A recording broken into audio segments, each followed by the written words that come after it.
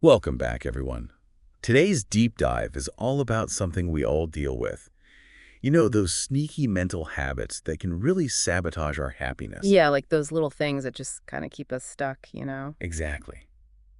And in Buddhist thought, they're called the five hindrances.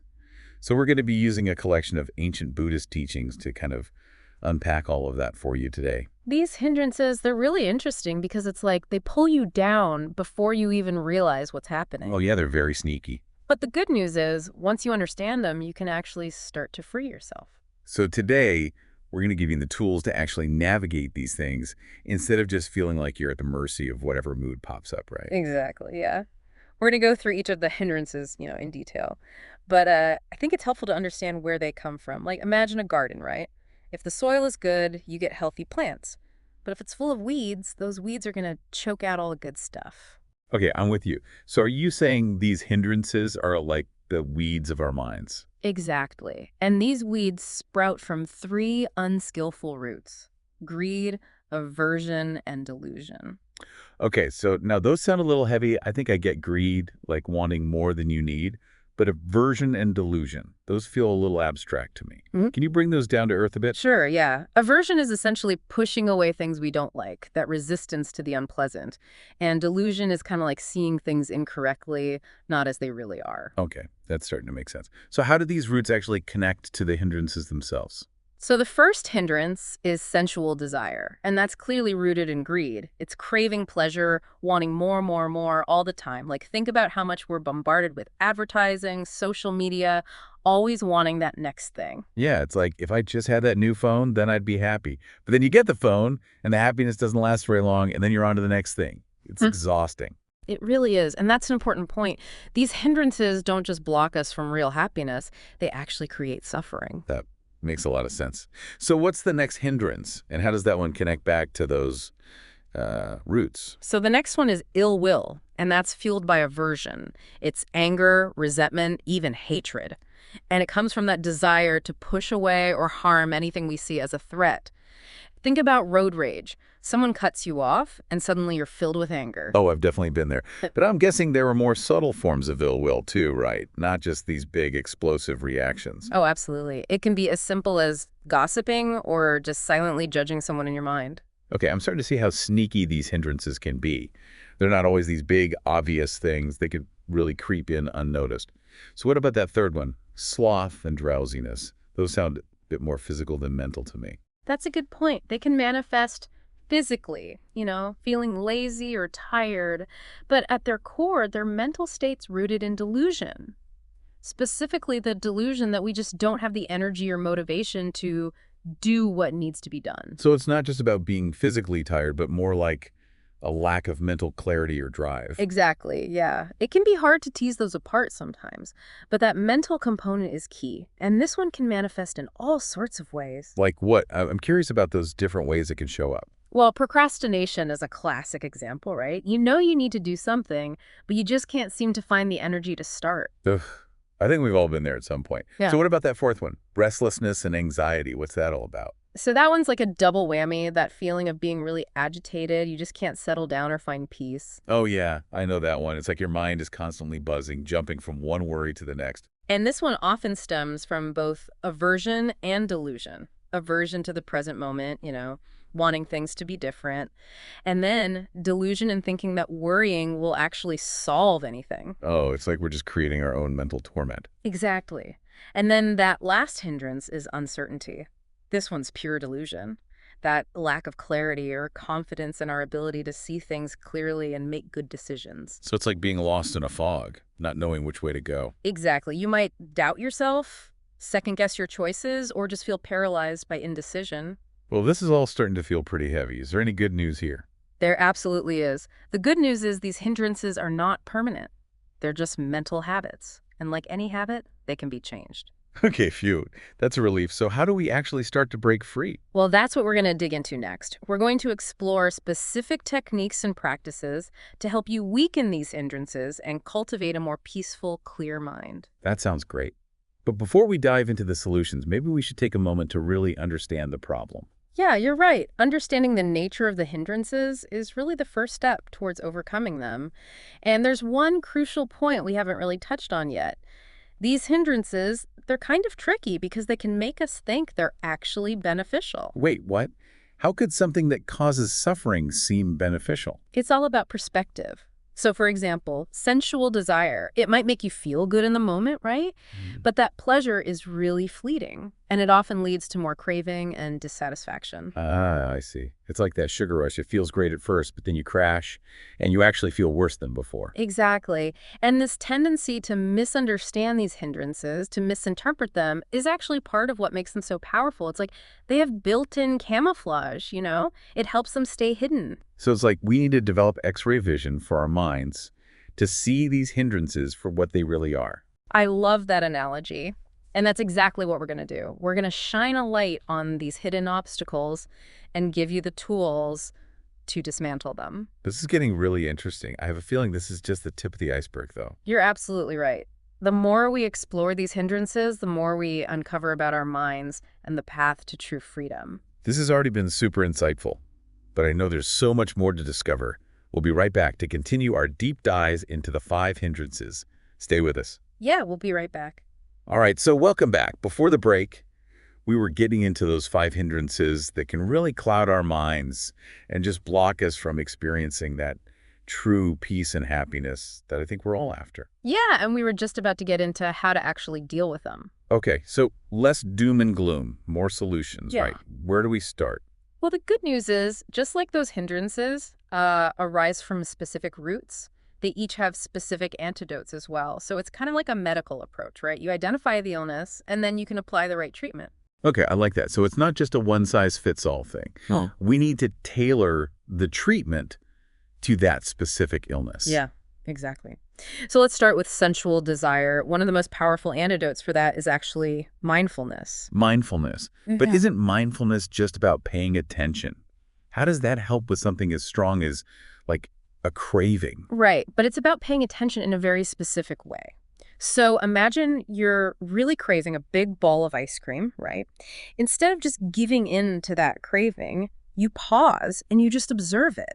Notice the sensations in your body, the thoughts, the images that are coming up in your mind. So you're creating some space between the craving and actually, like, taking action. Yes, and in that space, you can actually start to see that craving for what it is. Just a temporary mental state. It's not you. It's just a sensation that's arising, and then it's going to pass. Oh, that's interesting. So by simply observing the craving, we're already kind of weakening its grip a little. Exactly. And the text we're looking at, it offers another technique that can be helpful, which is contemplating the drawbacks. So in the case of like that ice cream, it might be reflecting on the potential negative consequences of indulging, right? So like, okay, this might taste good now, but later I'm probably going to feel sluggish and regretful. Exactly. You're bringing those downsides to mind, which helps counterbalance the allure of that desire. It's like you're taking off those rose-colored glasses and you're seeing the situation for what it really is. Yeah, that's a great way to put it. And these techniques, they can be applied to any kind of sensual desire: food, possessions, even experiences. The key is to cultivate that awareness and remember that real happiness, it doesn't come from chasing after external pleasures. Okay, that makes sense. So how about ill will? That feels like a much trickier one to deal with. It can be, but thankfully, we have some really good antidotes for this one as well. And one of the most powerful is loving kindness, sometimes called metta meditation. Love as an antidote to anger. I don't know about that one.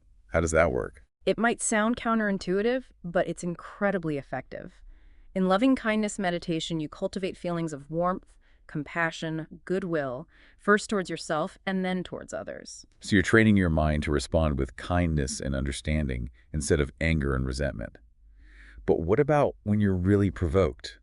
Can loving kindness really, like, override that kind of intense anger? It takes practice, but yes, it can. The key is to remember that the person who's provoking you, they're suffering too. They're caught in their own mental patterns, acting out of their own pain and confusion. I've never thought about it that way, but that makes sense. When you see someone's behavior as coming from their own pain, it's harder to hold on to that anger. Exactly. And when you start to cultivate loving kindness towards that person, even if it feels forced at first, you'll find that it actually starts to chip away at that ill will. This is powerful stuff. So we've covered sensual desire, ill will, What about sloth and drowsiness? Yeah, that one can be a little more challenging, I think, because it often kind of masquerades as just being tired or, lacking in energy. Right. You mentioned before it's not just about physical fatigue, but also a mental component as well. So how do we address that? The key is to cultivate energy and inspiration. The text we're looking at offers a couple of different strategies for doing this. One is reflecting on your values, your aspirations. So reminding yourself of what's truly important, what you're actually working towards. Exactly. That can help to reignite that inner spark, give you the motivation to move forward. Right, connecting with your why. But what about when that doesn't seem to work? When you're just feeling really stuck and uninspired? Well, in those moments, it can be helpful to just shift your focus to something that does energize you. So like instead of forcing yourself to work on something that you're dreading, you take a break, do something you actually enjoy, something that brings you joy or sparks your creativity. Yes. Even a short break doing something you love can really help to shift that energy, get you back on track. Yeah, I can see the wisdom in that for sure. So what about restlessness and anxiety? Any tips for taming those mental beasts? This is where mindfulness can really shine, because this hindrance is all about being caught up in worries about the future or regrets about the past. Mindfulness brings you back to the present moment. Okay, easier said than done though, right? How do we actually train our minds to stay present when they're so used to running wild? Well, one of the most effective techniques is focusing on your breath. It's always with you, right? It's a tangible anchor to the present moment. Okay, I've heard that one. But honestly, I've tried it and my mind just wanders right back to my worries. Any other suggestions? Sure. Another powerful one is engaging in an activity that requires focused attention. It could be something as simple as gardening, cooking, doing a puzzle, anything like that. Okay, so it's about finding something that absorbs your attention and pulls you out of that mental chatter. Exactly. And as you practice focusing on the task at hand, you're actually strengthening your ability to be present, to resist those anxious thought patterns. Okay, this is starting to feel like we're building a whole arsenal of tools here. We are. And the more tools you have, the more prepared you'll be to face those, inevitable mental challenges.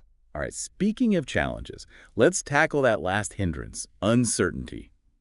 How do we overcome that lack of clarity and confidence? Well, that one often stems from a lack of trust in ourselves and our ability to actually make wise decisions.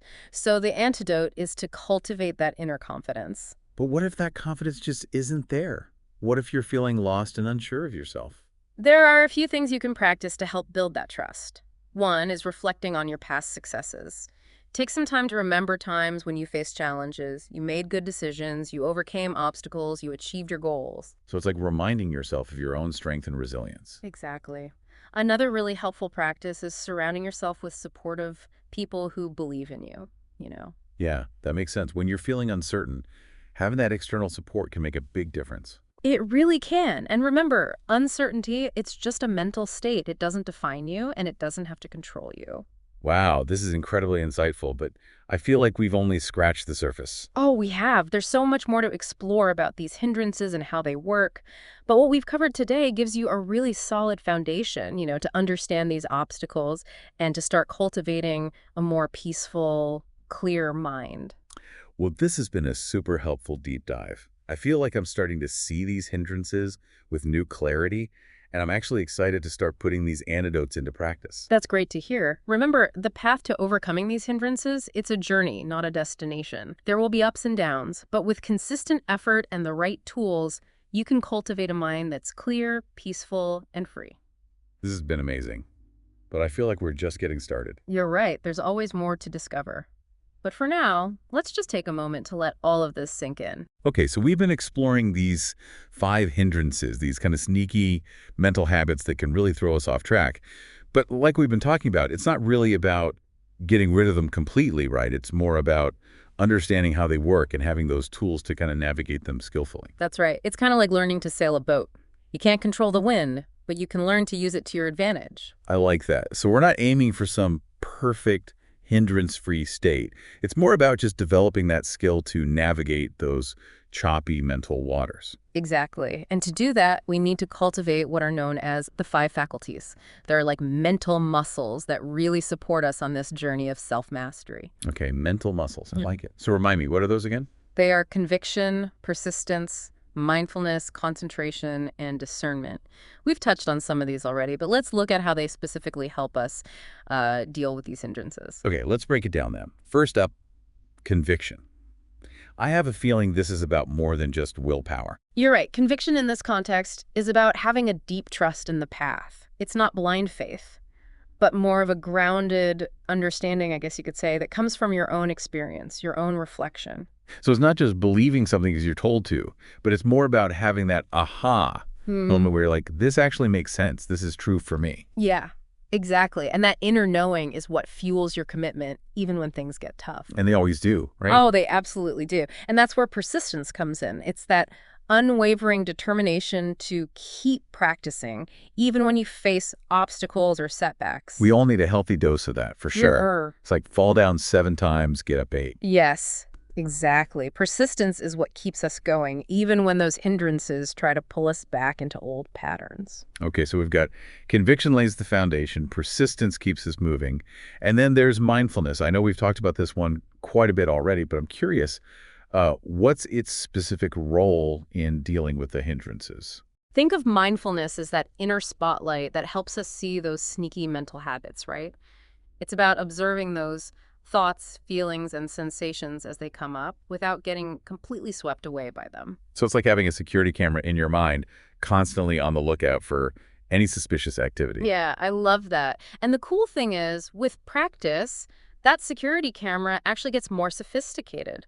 You start to notice the patterns, the triggers that tend to activate certain hindrances. Oh, that's interesting. So mindfulness isn't just about being present. It's about gathering intel on your own mind. Exactly. And that intel is crucial for developing that next faculty, concentration. Okay, concentration.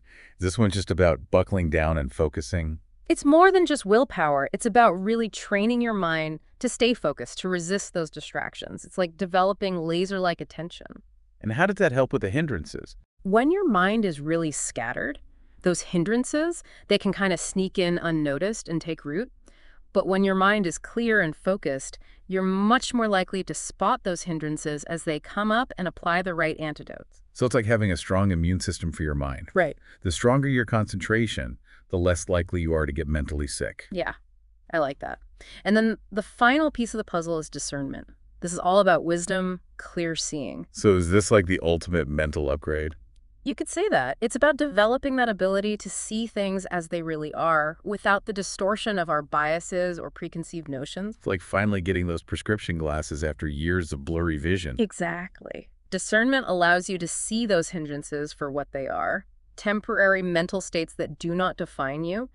It gives you the freedom to choose how you respond rather than just reacting automatically.